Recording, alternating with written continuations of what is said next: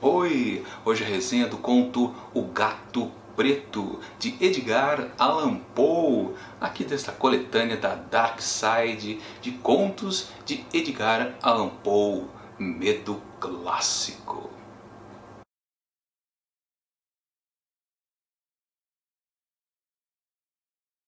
Antes de começarmos, deixa eu dar um aviso, em plena sexta-feira 13, com essa chuvinha ao fundo, porque começamos hoje a segunda fase das resenhas de contos de Edgar Allan Poe, baseado aqui no livro da Dark Side, que dividiu os seus contos em temas.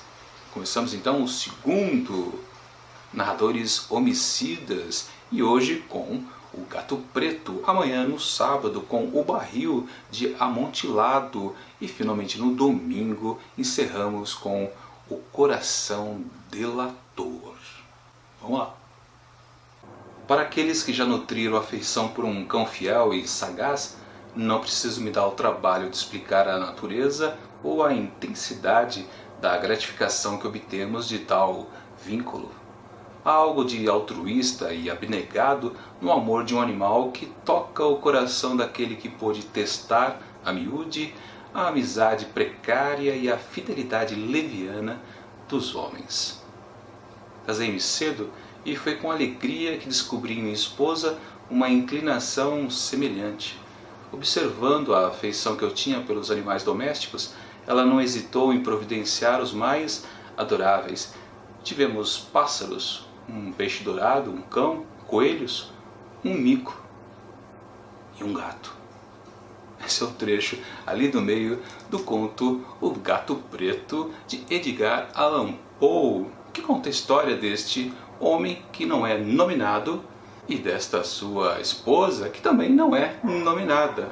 Quem tem nome nessa história é apenas o gato, Plutão. E para falar a verdade, eu acho que nesse caso desse texto do Poe é melhor a gente não dizer nada sobre a história em si. Quanto menos você souber, melhor para poder apreciar mais o texto e as surpresas que ele possui. Mais uma vez é um texto narrado em primeira pessoa, justamente a desse homem que é o protagonista da história. E temos uma novidade também aqui na forma de narrar do Poe. Dessa vez o narrador, ele meio que quebra a quarta parede, porque ele fica falando com quem está lendo o texto, trocando confidências, o que é bem interessante e também ajuda a gente se envolver naquela situação deste sujeito que gosta bastante de animais. E como eu disse, é melhor a gente não contar nada sobre a história.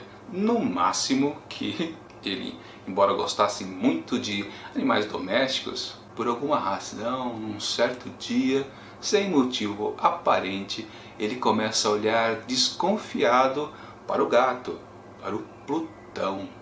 Agora, o que resulta daí, só lendo o texto para saber. Minha avaliação do conto. Este texto do Poe é considerado um dos melhores trabalhos que ele fez. Além, claro, do poema O Corvo. E quando eu comecei a leitura, eu ainda estava um pouco desconfiado se realmente era bom. Ali no começo, digamos que eu não encontrei muitos indícios que ele pudesse ser um texto mais superior, naquela ilusão de que um texto bom ele se apresenta logo de cara. Mas isso não é verdade, né? Na verdade, muitas grandes obras a gente só entende perfeitamente depois que a gente lê completamente o texto, onde uma parte pode compensar a outra, onde a gente pode perceber que não há defeito na trajetória inteira, mesmo que aparentemente pudesse ter algum. É o caso aqui desse texto do Edgar Allan Poe. Tudo que se mostrava um pouco frágil, na verdade, vai criando cada vez mais elementos para a gente ficar muito incomodado com o texto dele. Afinal de contas, nós temos que ficar incomodado com um texto de horror, de terror. Se a gente não fica, não funciona. E este aqui, na minha experiência, eu tive 2 sustos bem interessantes. Uma coisa que eu posso dizer que eu talvez não tenha gostado do texto é que ele antecipa algumas coisas. Em 2 momentos, o narrador, protagonista, ele adianta o que vai acontecer lá pra frente. Eu geralmente não gosto quando o autor opta por isso em sua história. Eu acho que cria um suspense que para mim não funciona. Muita gente pode pensar, nossa, vai acontecer tal coisa, não vejo a hora disto acontecer. Eu que sou da turma do anti-spoiler, né? Acho que mesmo quando o próprio narrador diz, tal coisa vai acontecer comigo, eu já não gosto. Eu preferia descobrir isso aos poucos, ou deduzir de alguma forma. Então, nessas duas antecipações do texto, eu achei que estragavam um pouco a futura experiência ali do texto.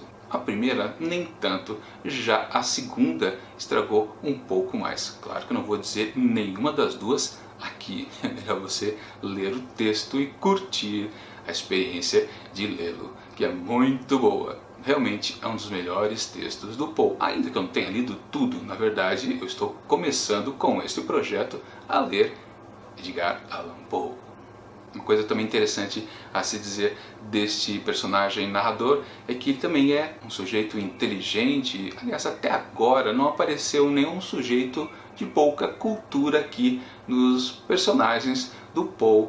Não sei se é uma característica dele, mas está prevalecendo o tempo todo. A gente não vê pessoas comuns sentindo medo. Isso é muito interessante. Deveria ser o contrário, né?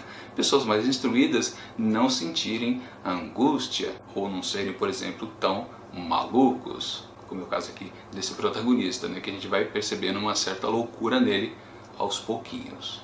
Talvez uma pessoa menos instruída, ela sinta medo, mas já sai correndo. Não tem tempo de ter uma história envolvida.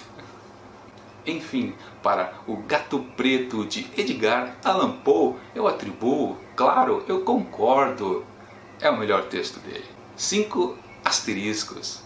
Bom, é isso. Amanhã a gente continua com mais uma resenha dos contos de Edgar Allan Poe e desta vez com O Barril de Amontilado, ainda nesse tema narradores homicidas. Até mais.